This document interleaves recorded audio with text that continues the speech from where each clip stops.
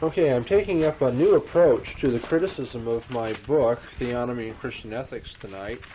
And this approach has to do with the categorization of the law. I'm going to be looking at arguments having to do with the categories of the law, and there'll be a few different approaches to this categorization issue that we want to consider. But that's the general rubric under which all the rest of this is going to fall. Okay. In Aiken Taylor's series of articles against my book, Theonomy and Christian Ethics, he offers some horrid examples of what happens if you follow the theonomic principle today. He says, now, if we really believe that the whole Old Testament law is binding, then we'd have to disqualify a person from coming to church or joining the church if his testicles have been crushed in an accident, if some girl's been born to an illicit union between the biological parents, she'd be disqualified from church membership, and so forth. Now, in responding to this, I pointed out the ceremonial character of these laws, and then Dr. Taylor made this comment in response, saying that it was really unfair for me to disqualify some of his horrid examples as being ceremonial in character, because he said that is engaging in the very picking and choosing which theonomy condemns in others. You know, in my book, Theonomy and Christian Ethics, I say we cannot take a smorgasbord approach to the law. We can't just take the ones we like and throw out the ones we dislike.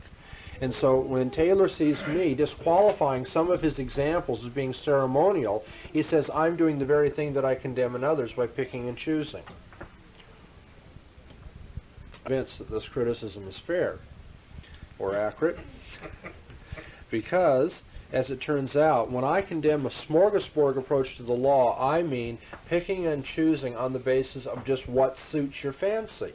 That is, if this seems like a good idea to you, you do it, and if it doesn't, then you don't. Just smorgasbord on the basis of taste, if you will, on what strikes you as a good idea. But when I disqualify some of his examples as ceremonial, I am saying the Bible teaches that these laws have such and such a character. It's not that I find it embarrassing to do these things today, it's that the Bible teaches me that they aren't to be followed today in the same way as they were in the Old Testament. And so the difference is between a biblically based disqualification of a literal following of a law and a disqualification based upon your own desires or wisdom or what you think is easy or convenient today. Consequently, I think his saying that I don't have the right to categorize the law into moral and ceremonial is not a fair or well-grounded criticism. Okay, I'm going to move on. I'm going through the writers, by the way. This has not been systematically organized according to topic. I've given you the general rubric, but I'm going through the various writers now as I've listed these things for you tonight. In the Presbytery report from Evangel Presbytery that I referred to last time we were together, and you have copies of. I read it this week. Okay. One of the arguments raised in that report is that the distinctiveness of the Decalogue must be more appreciated by theonomy over against the judicial applications of the Decalogue. That the distinctiveness, the unique character of the Decalogue must be more appreciated. Well, okay, I'm always open to appreciating more and more insights into biblical doctrine and its implications. But what exactly are we being asked to do when it's asked that we more appreciate the distinctiveness of the Decalogue? Is that to say that the distinctiveness of the Decalogue has been noted in the book, but we wish that you would have talked more about that? That is this a pedagogical remark? Is it a statement to the effect that we wish you would have dwelt on that point more in the book? Now, if it is, all I can say is that may be true. It may have been helpful for some people to dwell on it more, but given my purposes, I dwelt on the distinctiveness of the Decalogue to the degree I thought was necessary. But as a pedagogical point, it need not detain us in terms of the theological accuracy of my insights. On the other hand, if it's being said we should appreciate the distinctiveness of the Decalogue, if we should more appreciate it, meaning there are implications of it that challenge your conclusions that you haven't taken into account, then what we need to do is to see those implications drawn out. You see, it isn't enough to say, you should appreciate the distinctiveness of the Decalogue, because if you did, you'd see that distinctive character challenges your conclusions. It's one thing to say it, and it's another thing to prove it. All right? I don't believe the distinctiveness of the Decalogue in any sense disqualifies what I'm saying in Theonomy.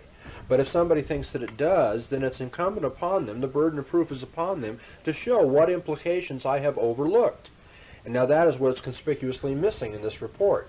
It's very easy to say somebody has not made some consideration central, or somebody has not given due consideration to some point, or somebody has not dwelt on some point, or somebody has overlooked implications of some point. Very easy to say those things. And it's another thing to point out what the point, given biblical exegesis, would imply if it had been seen by the author. Okay, now the distinctiveness of the Decalogue, according to this report, is that the Ten Commandments were a unique summary written by God's finger. I agree. I happen to think that the Ten Commandments are exegeted by the case law, and therefore the unique summary, just the permanence of the summary, also provides for the permanence of the case laws, because the case laws explain what the summary means. It is said that the Decalogue has no penalties attached to it. Well, I'm having a hard time understanding that, because if you read the Decalogue, penalties are attached to it, and rewards. In the fifth commandment, if you honor your father and mother, your days will be long upon the land. And by implication, if you don't, they won't. If you take the Lord's name in vain, the Lord will not hold him guiltless that taketh his name in vain. Consequently, there are penalties and rewards listed in the Decalogue. And so, I suppose what this means is that no civil penalties are listed in the Decalogue. But I can't see how that affects anything. The penalties are still stated by God himself outside the Decalogue for violations of the Decalogue itself. Consequently, a proper understanding of the Decalogue, exegeted by the judicial law, is that such a penalty is appropriate. So we see that the kind of distinctiveness being spoken of here for the Decalogue doesn't strike me as really having any bearing upon the truth of my conclusions in the book.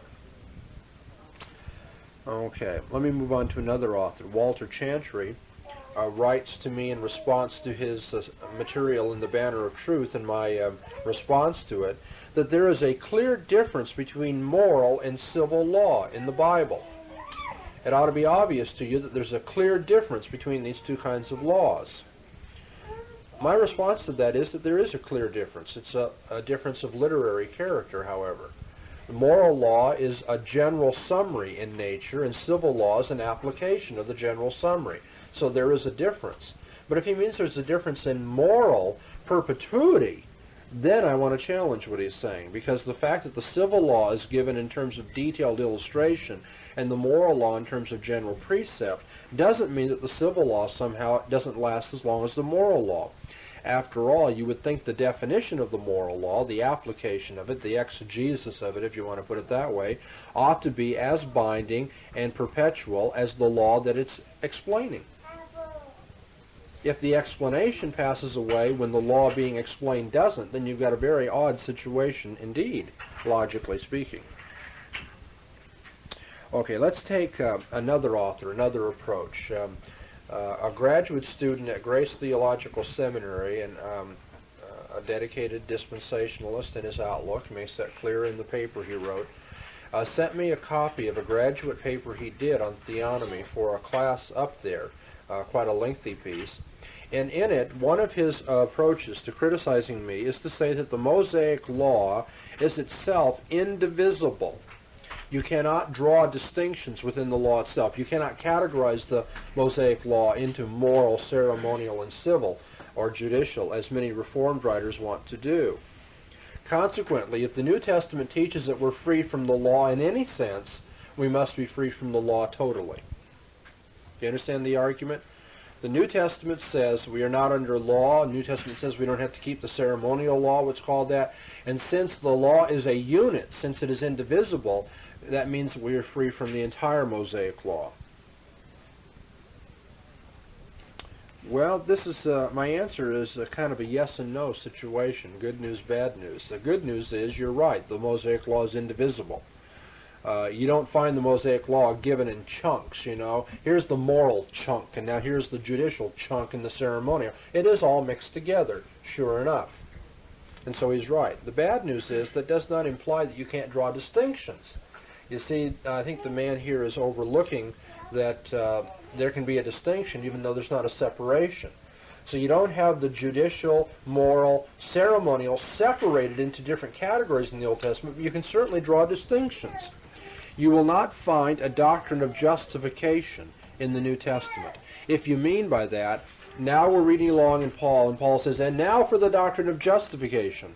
Okay, ... Now we're done with that. The doctrine of sanctification. No, you'll find Paul's feelings about justification and sanctification mixed together throughout the New Testament. But does that mean we can't distinguish between these doctrines? I don't think it does. I think you can draw a distinction even when you don't have a literary separation. And consequently, I don't think this argument of the dispensationalist is a very strong one. In fact, I don't think it's a valid one when he gets to his conclusion at all. Okay, I'm going to move on to the review of my book by Laird Harris in the Covenant Seminary publication, Presbyterian. In that, Dr. Harris points out that there is a real problem in distinguishing laws into the various categories. He says it's difficult sometimes when you look at an Old Testament law to know its character. Is it ceremonial or moral? Is there a little bit of both? My answer to that is he's absolutely right. It is difficult. Okay. Does that mean it's wrong to do it? As far as I know, there are many New Testament doctrines that are difficult too. You know, you look at 1 Corinthians 1:30, and is Paul speaking of sanctification or justification there? Well, authors, commentators have differed on that. That doesn't mean that somehow it's wrong to draw the distinction, just because sometimes you have awkward cases for it.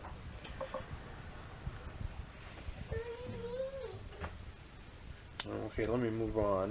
Is that the bottom line to his objection? Yes. That isn't to say that he doesn't have other objections on other scores that we'll be dealing with in other evenings together. But on this particular question of categorization, his objection is it's difficult. Yeah, and my feeling is, well, that's right, it's difficult, but it doesn't mean it oughtn't to be done. God asks us to do difficult things sometimes. We still should do it. Okay, more, I think, significant is the criticism made both by Dr. Klein and O. Palmer Robertson in his tapes on theonomy that says that this attempt to categorize the laws into moral, ceremonial, and civil is somewhat artificial because all of the laws of the Old Testament had a redemptive and cultic dimension to them. All of the laws of the Old Testament had a redemptive and cultic dimension to them. The implication of this line of thought is, since we see that the ceremonial law is no longer literally observed today because of its ceremonial character, if all of the laws partake of that ceremonial character, all of the laws must have a flexible application today. We must sit loose to the idea that many of these laws aren't to be applied in a literal sense at all today. That is, what we say about the ceremonial law, to rephrase the argument, can be said about all the laws. My response to that is that this is a very, very unclear line of argumentation theologically. Very unclear.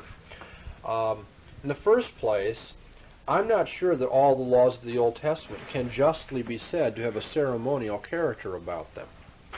For you see, when I say that a law has a ceremonial character, I mean that it is part of the restorative system for sinners.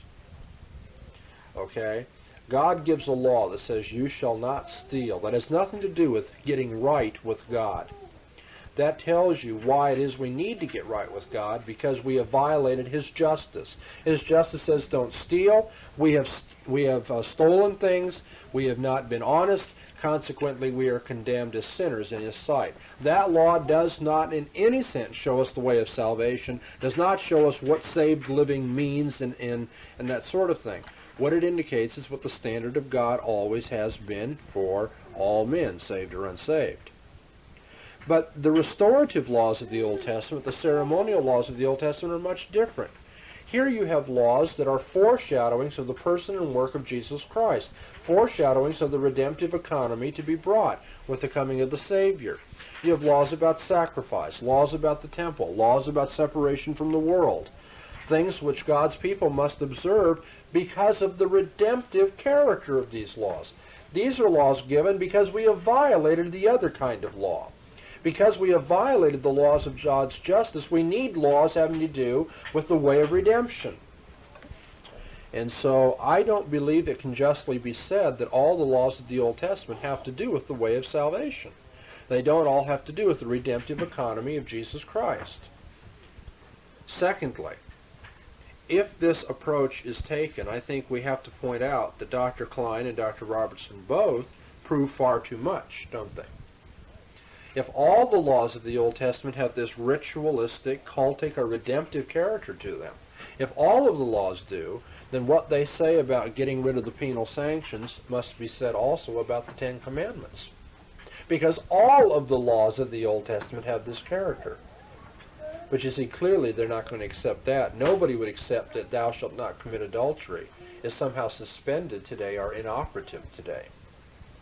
Consequently, their argument, if it proves anything distinct, proves far too much. And so, for both these reasons, I think that this line of attack on the categorization of the law must be dismissed.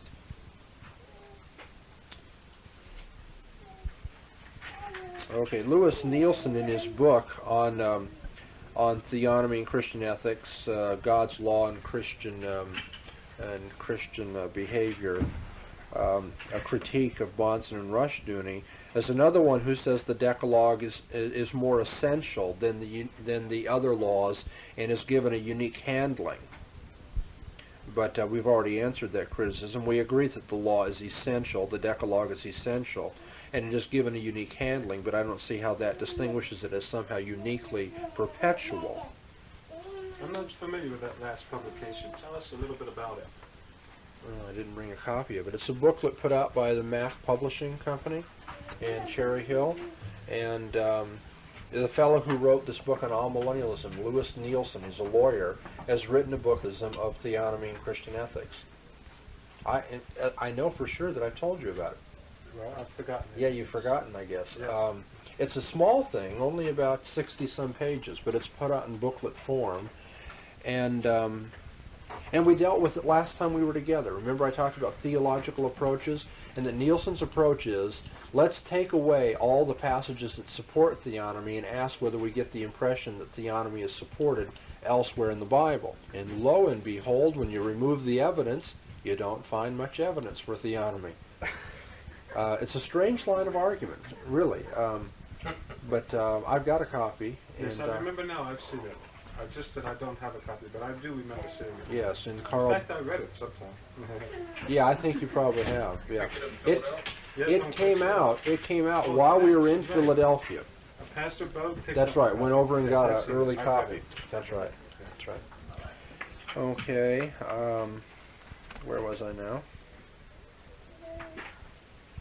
Okay. Nielsen argues at one point that the moral law antedated the fall of man, but the penal sanctions did not. And consequently, the moral law is more perpetual than the penal sanctions. The moral law is to be found before Adam fell into sin. The penal sanctions cannot be found before Adam fell into sin. Consequently, there's a difference, possibly, in the perpetuity of the two. A couple of difficulties with this argument. In the first place, the moral law is not found before Adam fell into sin. I happen to believe, because of the character of God, that the law revealed to Adam in the garden encompassed the same form of life, the same duties of life that were given to Moses on Mount Sinai. But you cannot exegetically prove that. In fact, that is, interestingly enough, one of the lines of argument from the Neo-Nomians in the Reformed Baptist camp is just that the Westminster Confession is wrong to say that the same law given to Moses is the law given to Adam. They say, where do you get the basis for that? Well, I think there is theologically a basis for it, but I can't take you to the first 3 chapters of Genesis and show all the 10 Commandments in there. You can show a couple of them. You can show the Sabbath commandment. You can show, in a sense, thou shalt not commit adultery because of the one man, one wife situation. But you can't show all the 10 commandments. And so Nielsen's wrong in his premise, I think, because for his argument to mean anything, he's got to mean you can't show the penal sanctions explicitly. But you can't show the Decalogue explicitly either. And so what does that prove? It proves nothing at all. However, I also think, I've already told you, I think the Decalogue was implicit in what Adam was taught before his fall. I also think the penal sanctions were implicit in that. Because the penal sanctions don't mean you'll actually have to use them. The penal sanctions can simply be saying, upon such occasion that the law is violated, this is the way society will have to deal with it. Because Adam didn't live in a society where that would be an option, there would be no explicit mention of them. But that isn't to say that that isn't what the appropriate thing would be if there were a society that lived in a sinful situation. So I don't believe that the distinction here is a very clear one in Nielsen's argumentation. Okay, he has a similar argument to the effect that the penal sanctions are not pre-Sinaitic, whereas the moral law is, that is, the Decalogue is. And I would repeat the same line of argument. The same way in which he shows the Decalogue to have been prior to Sinai, I think we can show the penal sanctions to be prior to Sinai as well. After all, Sodom was historically judged for homosexuality prior to the giving of the law at Sinai. So we do see there's historical judgment, and we do see that Cain knew his just retribution would be death at the hands of another man. We do see the Noahic situation with death for murderers, and so I do believe the penal sanctions are given in seed form, even as the moral law is given, if you will, the Decalogue is given in seed form. Can you have a significant moral law without penal sanctions associated with it? I think Nielsen would probably say it makes no difference whether you consider it significant or not. As a matter of fact, there weren't penal sanctions. Maybe they didn't become socially significant until Moses, but they were still significant because men could be judged for all eternity on the basis of that. I think that's what he would answer to your line of attack. Greg, it's interesting, this line of reasoning was taken by John Zenz in the Baptist Reformation Review, and one of the letters to the editor in the following issue said this: if Romans 1 and 2 means anything, it means that in Romans 1, the man without the Bible has the moral law of God, and the man with the Bible in Romans chapter 2 certainly has the Mosaic law of God, and that Romans 1 and 2 is showing us the complete continuity between cosmic law, Mosaic law, and Messianic law. Yes. That Romans 1 and 2 is making that point that there is no escape to the man without the Bible, 1, the man with the Bible, Romans 2, because cosmos, Moses, and Messiah is the same gnomic continuum. That's right. I thought it was an eloquent little piece. It was. It was from Don Garlington. It was a classmate of mine at Westminster, by the way. And I think he's absolutely right on that. The response from Zenz is very interesting. Zenz does not agree that the cosmic law had the same requirements as the Mosaic law. He disagrees with Garlington on drawing the continuum between Moses that is given to all men in creation. Zenz believes that the Gentiles are sinful according to a law which is different from the Mosaic law in some law respects. of conscience, I believe he said. That's right, law of conscience, which he doesn't think has Mosaic content to it. I think that's very hard to sustain in light of Paul's illustrations in Romans 1, all violations of the Mosaic law. And he concludes the chapter by saying that these, knowing the ordinance of God, that those who commit such things are worthy of death. The ordinance of God? Clearly the Mosaic ordinance. And so I don't agree with Zenz, but I think we should note that is what he responded. He didn't want to buy that continuum. But if you buy the continuum, then everything we say tonight, in one sense, you've given an answer to every criticism we're raising tonight. Romans 1 and 2 show us that the Jew and the Gentile live according to the same, are judged by the same standard. The difference between Jew and Gentile is the way God revealed the standard to them. And I think that's right. The reason I remember that letter to the editor was because 2 years before, in my first Westminster lecture, that was my major point on the relationship between law and grace. Oh, yeah. I had 3 points in that: cosmic law, Mosaic law, Messianic law. This was 2 years before I gave the Theonomy one. Wow. The first of the Worcester lectures. I wonder if this person who wrote in was aware of your lectures. I doubt it. I doubt it. Oh, that's very interesting. But it's funny, years ago, long before I knew anything about Theonomy, Romans 1 and 2 completely convinced me that continuity, is the matrix. Mm-hmm. Then we talk about discontinuity. Yeah. One has to proceed that way. See, you were an implicit theonomist from the start. But his whole argument to the Gentiles and to his sophisticated detractors among the Jews was this whole argument. I agree. Yeah. And that's very good. Okay, I'm going to turn now to a lengthy paper written by Dr. Paul Fowler at Reformed Theological Seminary entitled God's Law Free from Legalism, a Critique of Theonomy and Christian Ethics. We've heard that term legalism thrown about in this debate from time to time, haven't we? Okay, and it's, what is it, about 111 pages, as I recall, if you take all the appendices and so forth. Double space for the most part. A lengthy critique of my book, Theonomy and Christian Ethics, and I'll be looking at this in some detail when we come to our discussion of exegetical arguments against theonomy. But there is a lengthy diatribe in this booklet against my point of view that says that we must draw a sharp distinction between the judicial law and the moral law of God, because separate treatment is given to the Decalogue in the Old Testament. Well, we've already said now 3 times over, that's right, separate, unique treatments given to the Decalogue, but just because the judicial law defines the Decalogue, you have to agree that what is true of the Decalogue is true of the definition of the Decalogue as well, the judicial laws. Now, Dr. Fowler argues that the moral law in our confessions, in our own point of view, should be seen as the Decalogue only. Should be seen as the Decalogue only. The moral law is only the 10 Commandments.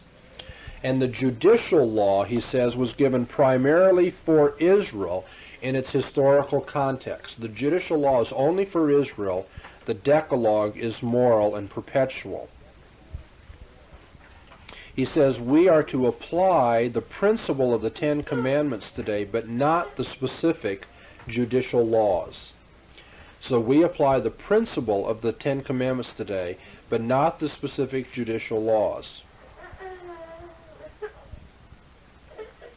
Okay, now that reminds me of a charge made by Walter Gentry in the Banner of Truth, that theonomy is legalistic because it binds on the conscience of men laws that God never intended to be binding for New Testament Christians.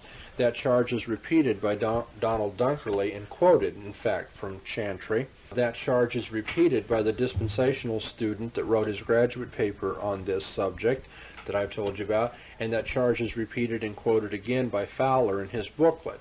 What I'm getting at is that this is a persistent charge against theonomy, that it is legalistic in the sense that it binds on the conscience laws that God never intended to be bound on the Christian's conscience. And in every case, the author of the charge of legalism means that we ought not to bind the conscience of God's people anything beyond the Decalogue. That same point of view is found in the lectures in systematic theology by DeWitt at Reformed Theological Seminary.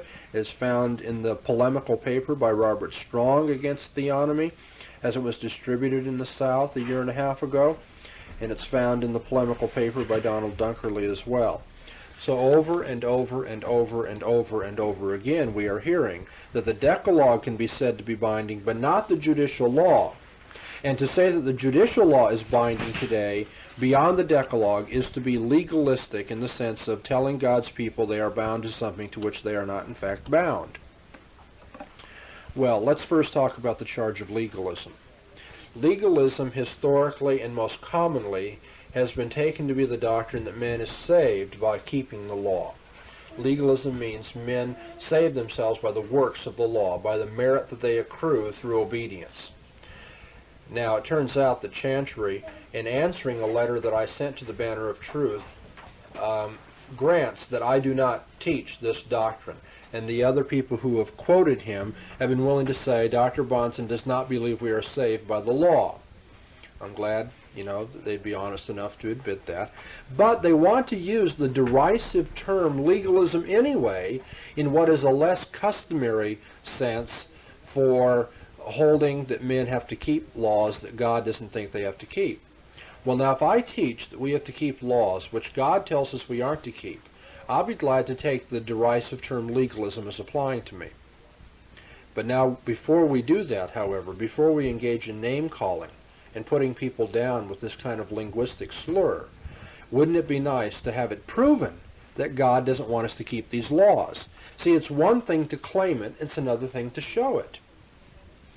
And I don't mind them making the claim if what they mean is, this is the program of what I'm going to try to demonstrate over the next few pages, that God never intended for these laws to be kept. But that's what's conspicuously lacking in the people who are charging me with legalism. They don't show that God doesn't intend these laws to be kept. They assume these laws are not to be kept. And because they assume the laws are not to be kept, if I say they are, then I'm being legalistic. Could it not just be that they are in fact antinomian? Now, that wouldn't be a nice thing to say. That's a derisive theological slur, isn't it? But to say that they are antinomian would not be fair, because an antinomian, you see, dismisses the law without sufficient biblical warrant. I think these people believe there is sufficient biblical warrant. The difficulty is they are not producing it. I also happen to think, through the study that I've given over these years of the subject, that they will not be able to give it. However, I don't want to say that they are unwilling, that they don't think that it's there. All I want to say is they are not producing it. And until they produce it, or what appears to be warrant for these claims, they ought not to be using the language of legalism in this way. Let's go on now, however, beyond the linguistic or the labeling element of all this to look at the claim itself, that we are to keep the Decalogue today, but not the judicial law. We are to keep the Ten Commandments, but not the specific judicial cases.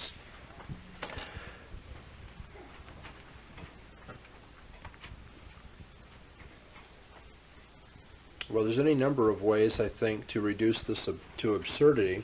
The first way is by looking at the function of the Decalogue in the Old Testament. The Decalogue in the Old Testament shows how the judicial law in the Old Testament shows how the Decalogue was to be applied to specific cases, in specific illustrative situations, what we are to do. Now, one of the things the Decalogue teaches is that we are not to commit adultery. What does not committing adultery mean when it comes to the possibility of having sexual relations with animals? Okay, it's not a very polite subject in a mixed audience, I realize, but this is the sort of thing that happens, and the Bible says something about it. In the Old Testament, it says that any person caught engaged in bestiality should be put to death. All right? Now, that is one way in which the commandment, you shall not commit adultery, the commandment calling for sexual purity, is defined in the Old Testament. Do the people who tell us that we are to observe the Decalogue today, but not the judicial law, mean that it is now moral, or at least not condemnatory, to engage in bestiality? Stop and think about it. Let's say that they do say that. They say, well, that's right, it would have been wrong in Israel to have sexual relations with animals, but it's all right today. Well, if they say that, I think there's something of reductio ad absurdum just from the conscience of any Christian. He knows very well there's something wrong when you say that God doesn't condemn sexual relations with animals. But let's say they claim that we keep the judicial laws only to the degree that they're repeated in the New Testament. Well, now search your memory for a minute here and tell me, does the New Testament condemn bestiality? I'm not a perfect by any means or infallible Bible scholar, but to my reading thus far, I can't find anything in the New Testament that condemns bestiality. The issue just doesn't arise.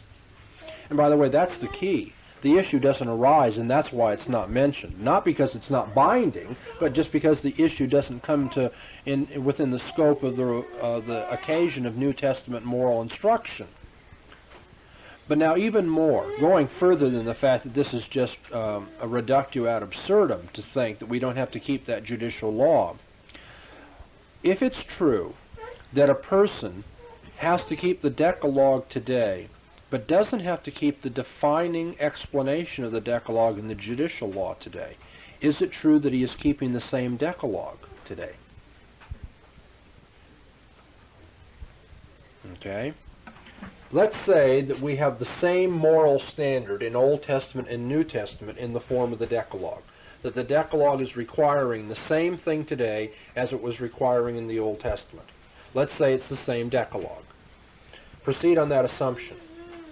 Now, if somebody says that when you come up against a particular situation and this Decalogue is applied to that situation, and we are to do X in the Old Testament, but when you come across an identical situation in terms of all the morally relevant features in the New Testament, and the same Decalogue is applied, and we come out with non-X or Y or something different must be done, or is prohibited, then you know that even if you understand any elementary algebra, there's something screwy about that.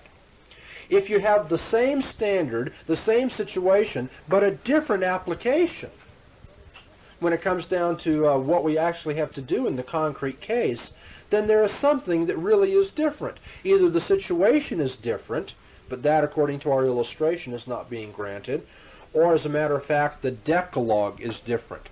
The commandment, you shall not kill, the commandment, you shall not commit adultery, the commandment, you shall not steal, is being understood differently in the Old Testament than it is in the New. But to say those things is simply to say that we are not keeping the Decalogue in the Old Testament form today at all. What am I getting at? Let me put it very simply. The bottom line is, if you are to keep the Decalogue today, but you don't have to keep the judicial law, as a matter of fact, you've changed the content of the Decalogue. And so you're not really keeping the Decalogue today either. If somebody says, well, it's morally permissible to engage in sexual relations with animals, I'm saying that he's violating the Decalogue and not just the judicial law, because he's violating what the Decalogue was getting at all along. Address yourself to the last objection, that bestiality is still immoral, but no longer capital. Address yourself to that, please. Okay. Let's say somebody says, well, it's true that bestiality is wrong today, but it's no longer a capital offense, something that the state has to deal with. The penalty has been mutated. Okay. Now, does this person then grant, let me make sure I'm addressing the same thing you're thinking about, is this person granting we have to keep the judicial law as the definition of the Decalogue today? No, he's one who believes that judicials went with the ceremonials. Well, then how does he know that bestiality is wrong? Because it is a moral extension of the seventh commandment. Oh, that's what I'm saying. If it's a moral extension of the seventh commandment, then it's binding today just because the seventh commandment's binding today. See, he would say, why must the specific penalty be binding? Well, we'll get to that in just a minute. Is it wrong to have sexual relations with animals? He would say yes. Because that's a moral extension of the seventh commandment. That's correct. Okay. Now, is it not also an extension of the seventh commandment that we should execute those who commit bestiality? He would say no, because of the typological nature of Israel's penalties, for example. Well, is it not true that Israel's law was typological as well of the perfect kingdom of God? In other words, your approach is not merely typological. My approach would be that, but I think more importantly, my approach would be to say that you're engaged in special pleading. Yes. That the very argument you use to keep bestiality as an immoral act today is the same argument I may use to show that it is a capital crime today. And the argument that you would use to say it's not a capital crime today is an argument that I may use to show that it's not immoral today. That you can't pick and choose like this. But he has not shown why the penalty should cease. That's right. He has not given us a wedge by which we can theologically, on principle, draw a distinction between the immorality of it and the proper civil approach to it.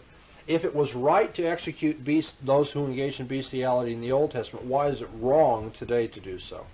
And I'm suggesting that any reason he gives for why it's wrong today but right then can also show that it's all right to commit bestiality today. And therefore, I'm going to use consistency and a reductio ad absurdum against my argument, against my opponents on that point. But now let me show you an interesting thing Dr. Fowler attempts to do. It's almost It's almost something that makes you chuckle when you look at it. Dr. Fowler recognizes this difficulty, I think, implicitly.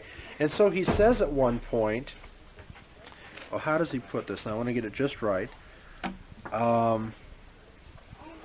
Okay, he says that the moral law is the Decalogue, and yet we must keep the moral law with a larger scope today.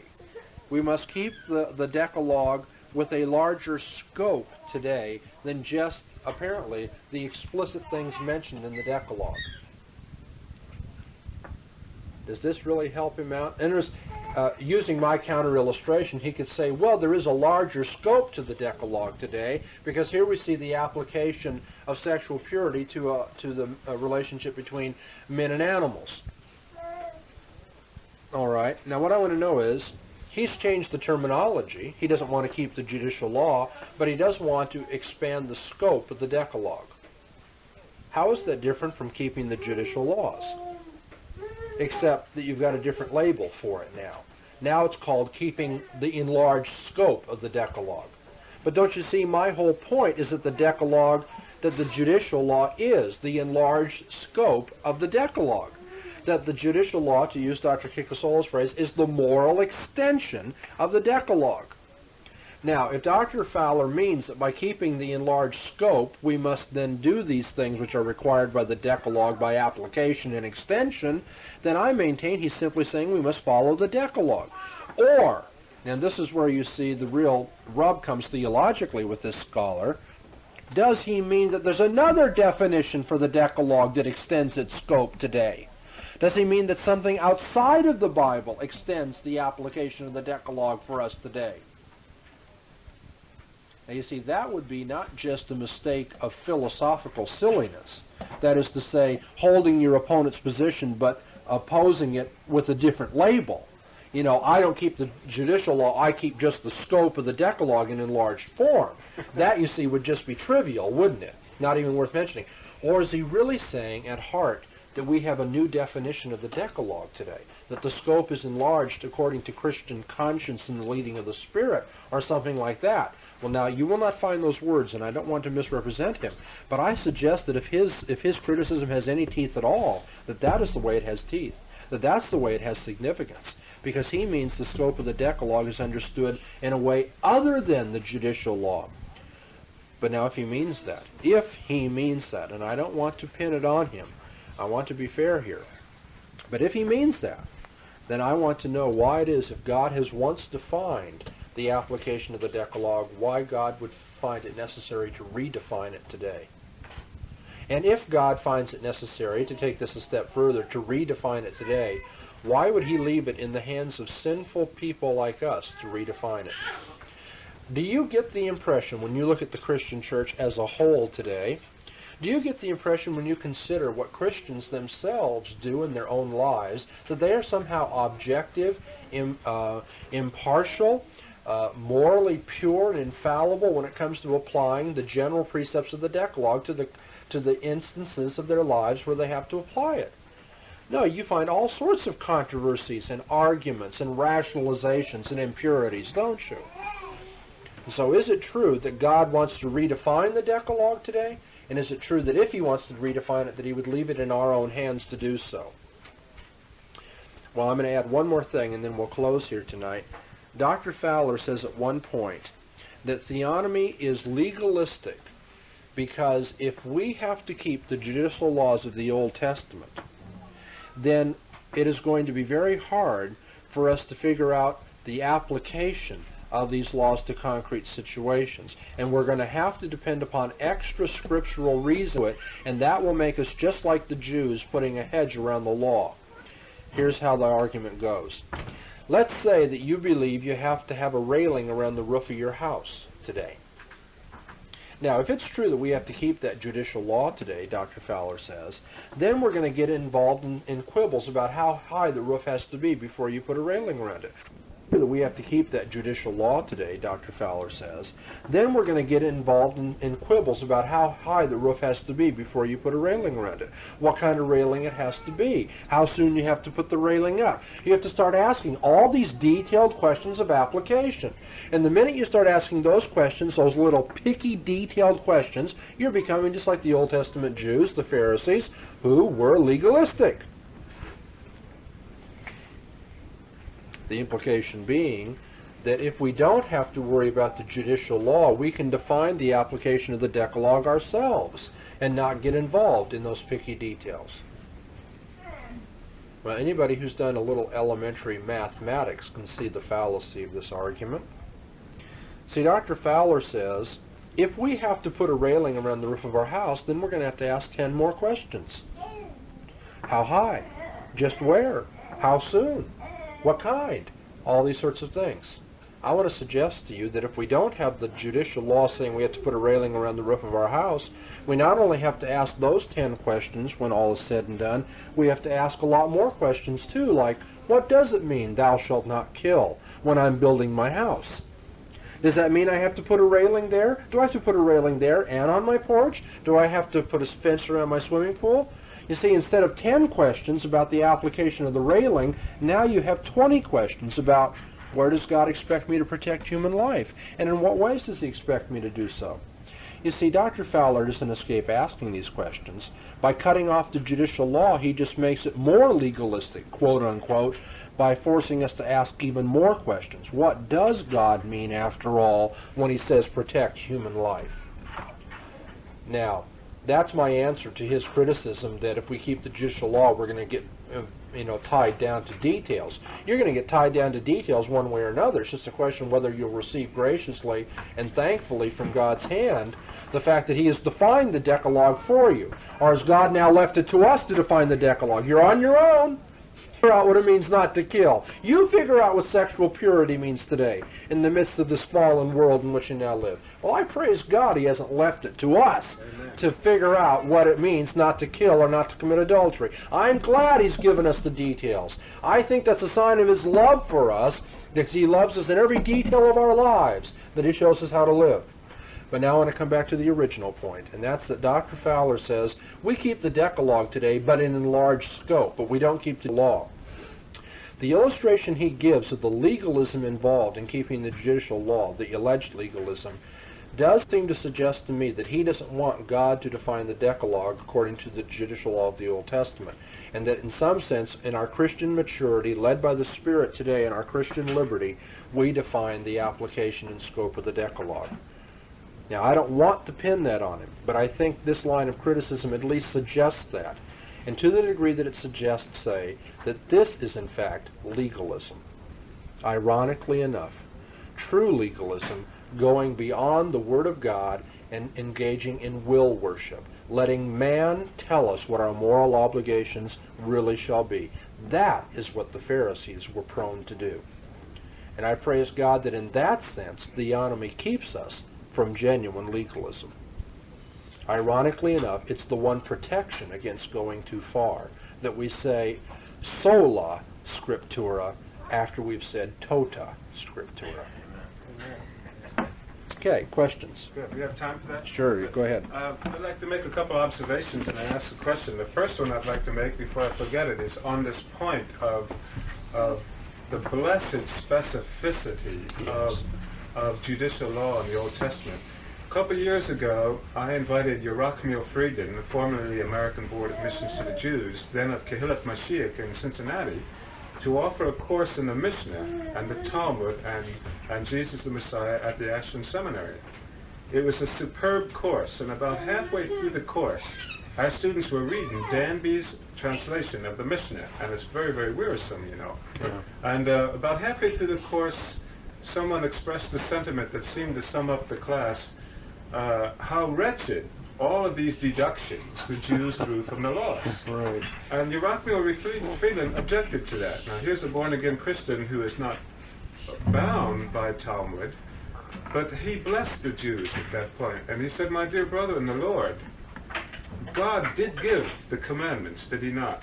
Yes. God said you have to live by them, didn't he? And by them you shall live. Yes. He says, well, I would say that's pretty serious. In other words, the Mishnah, the good side of the Mishnah, not the will worship, and not the esoteric implications of it, but the sanctificatory side that God made this commandment. Now you go figure it out how many other 10 questions you may ask. But God has answered the main one. Here's one way it applies. And that answers 100 other questions. So the blessed side of the Mishnah is they took God's commandments seriously. Right. And Jesus was better at that even than they, He did not diminish that aspect. And every now and then I'll get a blue book in an examination on the question of law and grace that we ought to obey the Lord because we love Him and not because we have to. And I always cross out the word but, and I always write in the margin, duty, sweet duty. Because unless I'm mistaken in my perception of God, it is just as honorable to feel duty as it is to feel affection. It is, in fact, recognizing the lordship of God when you recognize your duty, isn't it? Yeah. To me, duty is one of the sweetest words in Scripture. I've come to realize there's no tension between loving Him and feeling ought toward Him. In fact, I see them almost indistinguishable at times. John says in 1 John 5:3 that love is keeping His commandments, and His commandments are not burdensome. Right. And yet, I think that's the saddest thing in all of this controversy over the law of God, is that so many writers portray the law of God as somehow a big pain right where you sit. Yeah. And it's just the opposite. It's something that ought to be in the heart of man, Amen. and by it we ought to govern our steps. I urge evangelicals to read the Mishnah and to see what the social blessing that is in there. Yeah. I mean, we're not talking about sociological chaos.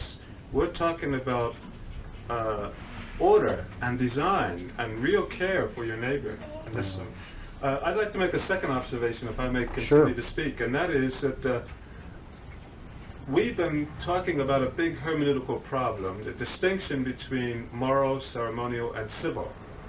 On the one hand, we say, it is true, in the normal parlance, in the normal way of speaking in the Torah, the Lord does not overtly distinguish between moral, ceremonial, and civil. They're constantly intertwined and convoluted.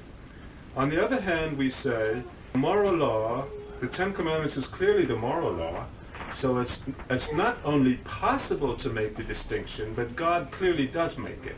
Moses is self-consciously distinguishing moral from other laws. That's an observation I would like to just say in the defense of the fact that we can make categories, is the Ten Commandments is self-consciously doing that. Also, you have the offices of prophet, priest, and king in the Old Testament. That is roughly moral, Prophetic. ceremonial, and Priestly. civil. Yeah, which is Because the prophet largely concerns himself with moral righteousness, the priest with ceremonial righteousness, and the king with judicial righteousness. That would also defend us. Now I'd like to ask a question. What would you say to this? How would you respond to this statement? All right, we grant the point that not only can moral law be conceptually distinguished from judicial and civil, we not only grant the point that Moses, by the inspiration of God, overtly did that in the Ten Commandments, but we would note that it is the moral, not the ceremonial and civil, that he distinguished. Therefore, we conclude, says this line of thinking, that just as the ceremonial ceased, so the judicial ceased with the ceremonial. That is to say, the judicial and the ceremonial are those that are not distinguished apart from the moral. The whole question of the Westminster Confession, chapter 19, and other confessions is this: does judicial, like the moral, have perpetuity? Right. Or does the judicial, like the ceremonial, largely cease? Right. Now, unfortunately, from my perspective, the way it is worded in chapter 19, it states it in the negative. And it says the judicials have ceased apart from the general equity thereof. Which is required. One would assume from that wording, now the larger catechism would go the other way, but one would assume from that wording that God did have moral on one hand, and he kind of lumped together or failed to distinguish ceremonial and judicial, and that would kind of suggest that judicial did not go the way of moral, but did go the way of ceremonial. Would you kind of respond to that line of thinking? Well, in terms of the confession, the writing of chapter 19, section 4, if I say that that's unsatisfactory, I want it understood that it's unsatisfactory only in the sense that we are debating it hotly today, and that if it had been written another way, then it would have been a little bit clearer to the disputants here today. But you see, somebody on the other side ought to say the same thing. They'd say, well, now look, theonomists are making something of this section that we don't want them to make of it, so if it had been written a little more clearly from our perspective, it'd make it clear that the judicial law is not binding. So if you mean that they were unclear in the sense that today we are arguing over the interpretation of it, I have to grant that. We are arguing over the interpretation. To that degree, it's unclear. However, I don't think in terms of the context of the day that there should be any question what they meant. Although they say that these laws have expired because the polity of Israel has expired, because that nation has expired, it's no longer the constitution or the civil law of any nation. Nevertheless, the general equity of those laws is required of all of us, and that is what Puritans were saying in the century before and after the Confession, and consequently I think the theonomists are right in their interpretation of it. But I think the clincher to this argument is that in the very next chapter of the Confession on Christian liberty, the Confession states the degree to which the liberty of the Christian today is enlarged vis-a-vis the law of God. It says that we have been released from the yoke of the ceremonial law to which the Jewish church was subject, period. It does not go on to say we have been released from the judicial law. You see, chapter 20 is precisely the chapter that answers the question that is troubling us today. How much of the law is no longer literally binding today? And the chapter answers only the ceremonial law. Now, the word only is not there, so I want to be careful. It mentions ceremonial law and only ceremonial law. It does not mention judicial law. Consequently, the statement about the perpetual general equity of the judicial law in chapter 19, along with the interpretation given in the larger catechism where those laws are cited pervasively, I think nails down very clearly that they held the same view, or essentially the same view that is being put forth in Theonomy. How would you respond to the Decalogue observation? Let's go back to Exodus. God kind of lumped together judicial ceremonial, but he did isolate the moral. Therefore, judicial didn't go the way of moral, it went the way of ceremonial in the New Testament. How would you respond to that? I'd say that's not the way the New Testament treats the judicial law, and consequently the inference is mistaken. For you see, the New Testament has definite statements about every jot and tittle of the Old Testament being binding, and not just a certain section of it. Secondly, I'd point out that the New Testament refers to judicial laws as binding today. James cites the laws about not oppressing your workers, for instance, and he makes it very clear that that's binding on rich employers today. And so the New Testament use of the Old Testament judicials points out that they are still binding in the same way that the immoral law is. Moreover, I'd say that the difference between moral and judicial law must be recognized to be the difference between general precept and judgmental application. That of judgments and mishpatim in the Old Testament. Here's how you draw an application, a particular application of these general precepts. And if the application defines the precept, you can't have one without the other. You can't have it all right today to commit bestiality, but wrong to commit adultery, if adultery is defined, in one way anyway, according to the prohibition of bestiality in the Old Testament. And so I'd say literarily, in terms of inductive use, and in terms of general statement of the New Testament, it's impossible to draw the distinction that is attempted here. And lastly, would you accept my defense of the way the Lord did it? I believe that the Lord lumped together judicial and ceremonial because I do see them both as sharing the fact that they are explications of the moral law. Do you accept my hypothesis that there is a moral nucleus behind not only every judicial law, but every ceremonial law? Are you willing to go that far? I personally can find in the ceremonies that I've studied a moral nucleus. I admit I'm straining at points. Could they I have can that think of theory? some interpretations of that metaphor, moral nucleus, that I would accept, yes.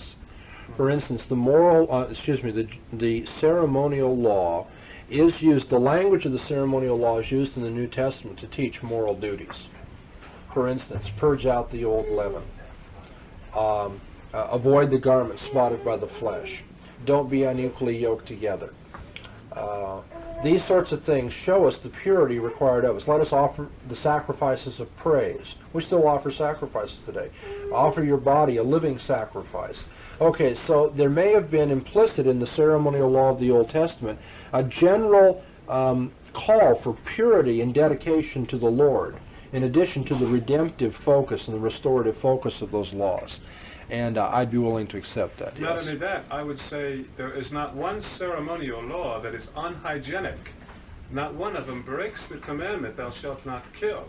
Everything that God does has a built-in health or a built-in life-giving force to it. Well, that may be.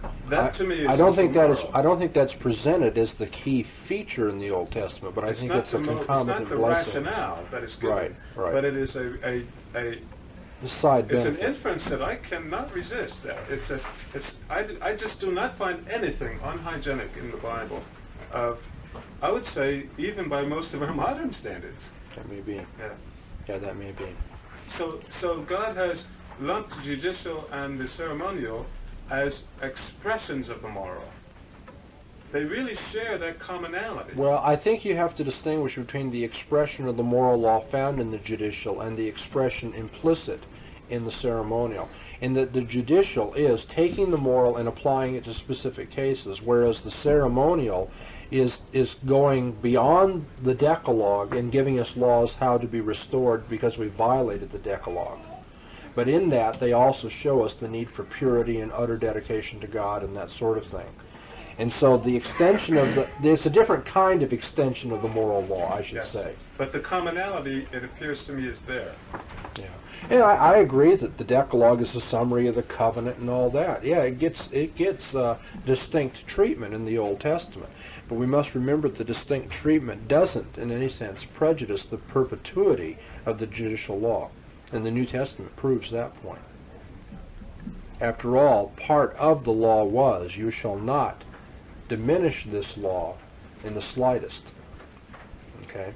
And so if the law says we can't take anything away from it, we do not have the right to draw the inference that the difference between Decalogue and judicial law means you can somehow kind of turn your nose up or ignore the judicial law. I'd like to make one comment on Fowler's response.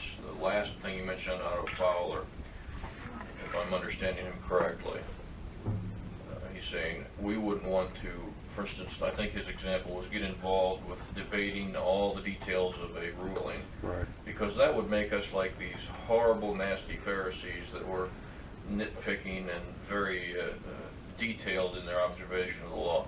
But as I understand the New Testament, that is maybe the one feature of the Pharisees that Jesus complimented. Is that right? In other words, he's saying, Yes. okay, here they are trying to be really careful in their observation of the tithe. He said, this is great. Now, there are other problems with the Pharisees. The one thing that Fowler says is undesirable, it seems to be the one thing that Jesus points out, and the only time he compliments them. Yeah. Jesus condemns their outwardness. Okay, they don't really take to heart the requirements of the law. They are really externalistic. He condemns their hypocrisy. He condemns their attempt to save themselves, their self-righteousness by the law. But when Jesus talks about their failure to see the law in its proper perspective, you notice he compliments that they do keep the details. He says, this you ought to have done without leaving the other undone. And so the very thing that Jesus is willing to say the Pharisees were right about is what, in a sense, Dr. Fowler's trying to get us to do away with. In a sense, that's really a good insight, I think. Any other questions before we stop tonight? I hope this is turning out to be profitable to you to see how others see the issue of the law and how we must make response. And it's forcing you to consider more realistically your commitment to the law of God as well as helping us to understand more in depth what God requires of us today. I can just think of an addendum. I did this week read the Oak Park Presbytery. Evangel Presbytery. It came from the Oak Park Church. Yeah, I think, okay. Or Church on Oak Park Avenue. In the light of the controversy that's been around, I was extremely impressed of the tone of the document. I thought it was very conciliatory, very much a caring document, and Right. I even missed several of the details. I was so swept up by the caring nature of it. Yeah. that That's I all the more. I just want to say I'm rejoicing in that. Right, and it's all the more dramatic in light of the year previous to when that it was in June, I think, that report was made. The previous June is where the very atmosphere was theonomists are not welcome here.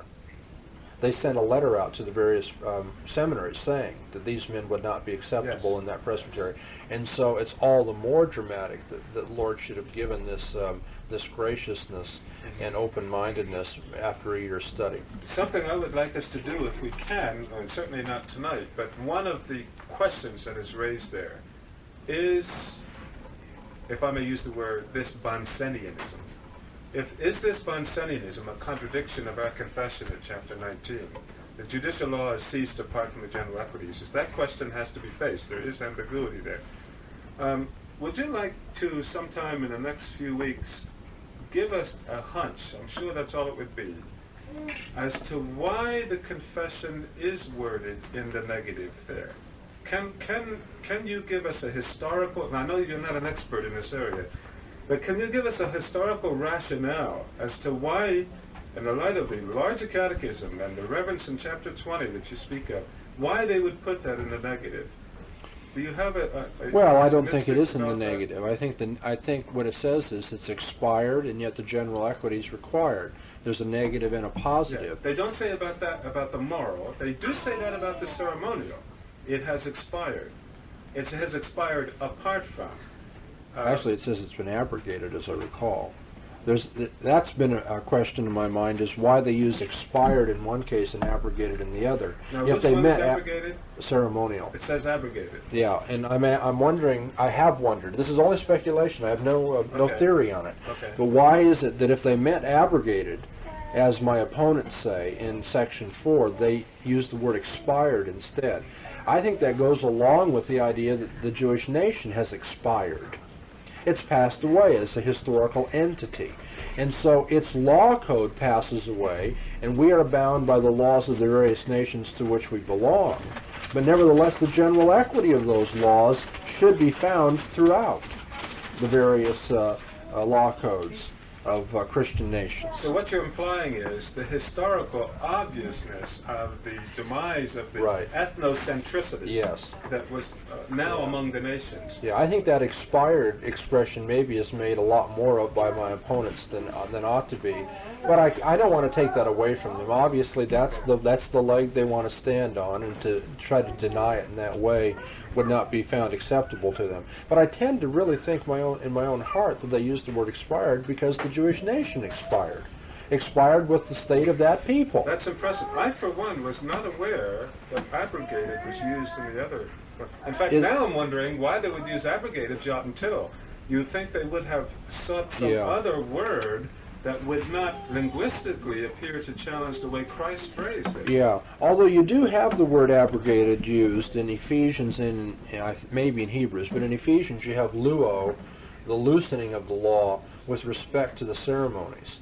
And so I think what we have to say, if we're going to be true to New Testament usage, that it is that the ceremonial law is in one sense not abrogated, vis-a-vis, or according to Jesus' statement, and yet in another sense it is abrogated given Paul's statement. Yeah, I'm just not familiar with that. Look at Ephesians 2, I think it's verse 14 and 15.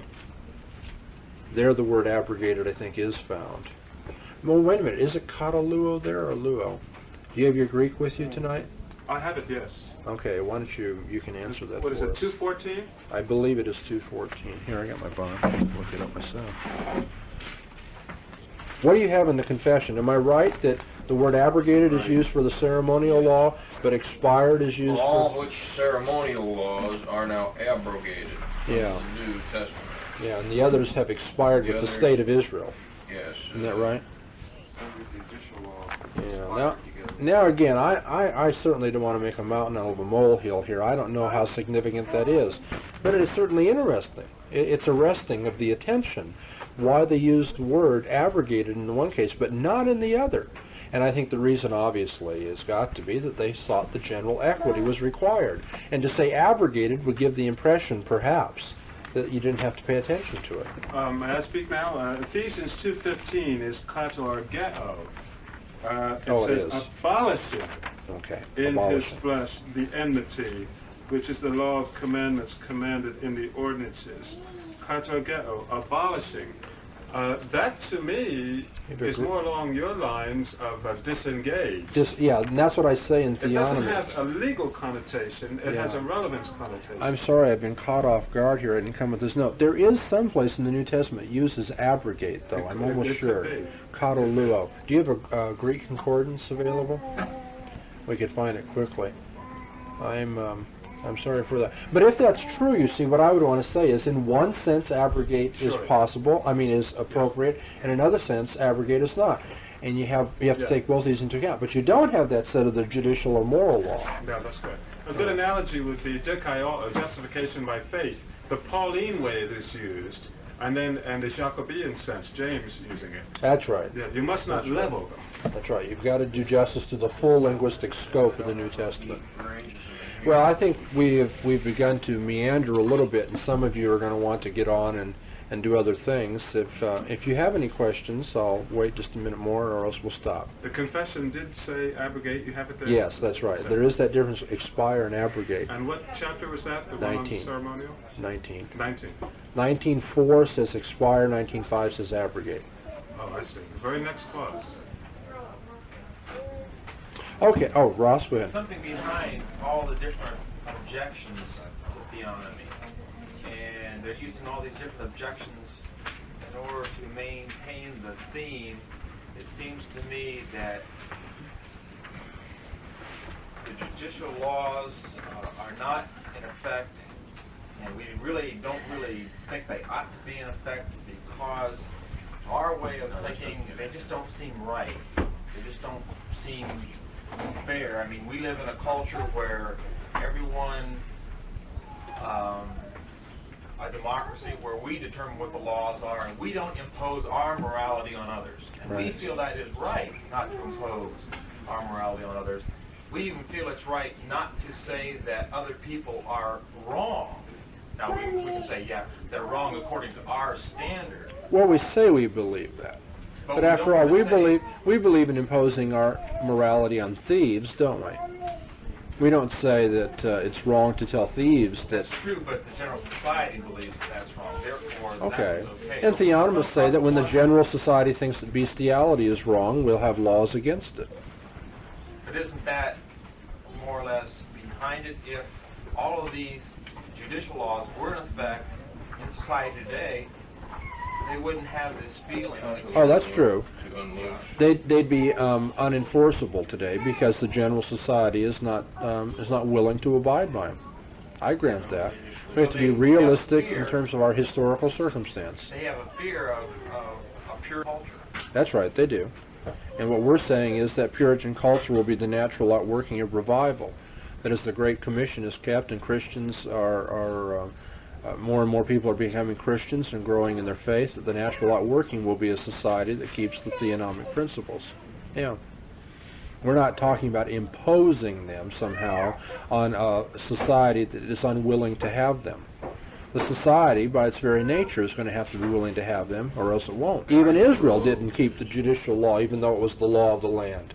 We are saying that there is an absolute standard, though, and they are Sure. responsible for it. They are responsible to it, but whether they're going to do it in our lifetime is another question altogether. And we're not interested in going and forcing people to do it by the sword. Yeah, I just looked at That's right. We're not saying you've got to vote for our laws or else we're going to cut your head off or something. What we are saying is that the judicial law will be kept when Christians have influence and are the salts of the earth. We are to be the salt of the earth, and when we aren't, then we're subject to God's judgment for it. Okay, well, thank you very much. We'll, in a couple of weeks, try to do this again with another approach to criticism.